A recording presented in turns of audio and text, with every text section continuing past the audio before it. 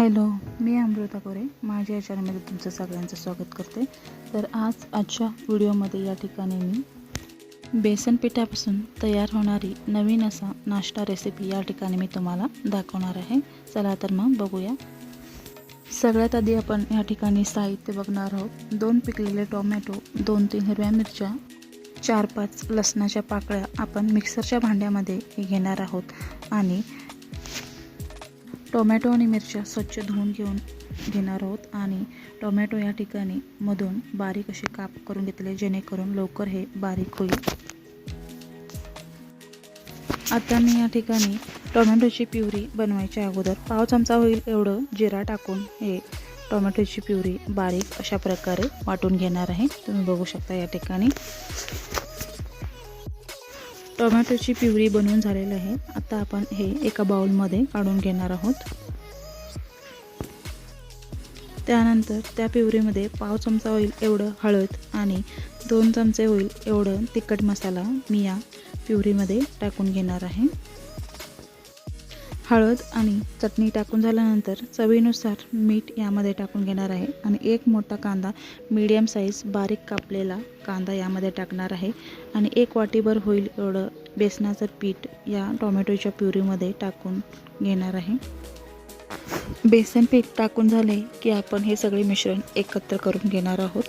आणि या ठिकाणी तुम्ही बघू शकता हे पीठ आपल्याला या ठिकाणी जास्त घट्ट किंवा जास्त पातळही ठेवायचं आहे, मीडियम ठेवायचं आहे. आणि यामध्ये मी वरून बारीक कापलेली कोथिंबीर टाकून घेणार आहे. तुम्ही बघू शकता अशा प्रकारे आपलं हे बेसनाचं पीठ आपण तयार.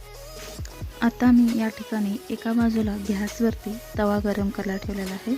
आणि तवा गरम झाल्यानंतर मी अशा प्रकारे थोडंसं 1 चमचाभर होईल एवढं तेल टाकून घेऊन ती बेसनाची पोळी या ठिकाणी टाकणार आहे. अशा प्रकारे मी बेसनाचं पीठ टाकून घेऊन त्याचं पोळी काढून घेणार आहे.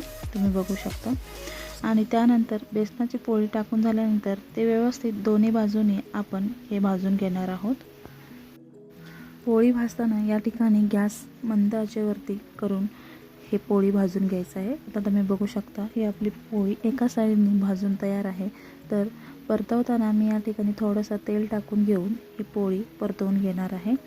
आणि आपली ही पोळी एका बाजूने असं खरपूस असं भाजलेलं आहे. आणि दोन्ही साईडनी आपण हे खरपूस असं भाजून घेणार आहोत. आता ही माझी 1 पोळी भाजून तयार आहे. तर मी आता तुम्हाला दुसरी 1 पोळी तव्यावरती टाकून घेऊन ते सुद्धा या ठिकाणी मी भाजून दाखवणार आहे. तुम्ही बघू शकता या ठिकाणी दुसरी पोळीसुद्धा मी टाकलेली आहे. आणि ते सुद्धा मी व्यवस्थित असे ब्राऊन कलर येईपर्यंत हे भाजून घेणार आहे.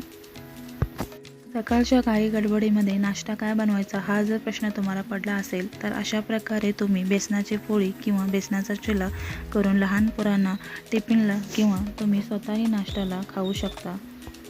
अगदी साधी, सोपी आणि कमी साहित्यात बनणारी अशी ही रेसिपी आहे.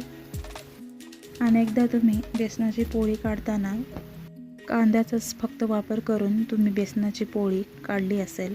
तर आता मी या ठिकाणी या व्हिडिओमध्ये टोमॅटोची प्युरी करून कशा प्रकारे बेसनाची पोळी काढली जाईल हे मी तुम्हाला या व्हिडिओमध्ये करून दाखवलेलं आहे. तुम्हीसुद्धा ही ट्रिक वापरून बेसनाची पोळी नक्की करून पहा. तर तुम्हाला ही आजची रेसिपी कशी वाटली सांगायला विसरू नका. व्हिडिओला लाईक आणि चॅनलला सबस्क्राईब करा आणि बेल आयकॉनचा बटन दाबायला विसरू नका.